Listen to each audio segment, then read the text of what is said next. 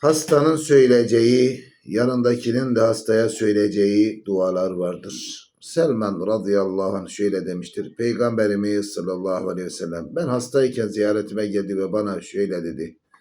Ya Selman şefallahu sekameke ve gafara zembeke ve afake fi dinike ve cismike ila müddeti ecelik. Ya Selman Allah senin hastalığına şifa versin. Günahlarını affetsin. Yaşadığın müddetçe sana dininde ve cisminde sıhhat ve selamet versin. Hazreti Ayşe annemiz de şöyle rivayet etmiştir. Resulullah bir gün bir yerinden sızlananlara İhlas ve Felak ve Nas surelerini okumasını, ellerinin de yetişebileceği kadar da o sureleri okuduktan sonra avuçlarına üfleyip vücuduna sürmesini emretti.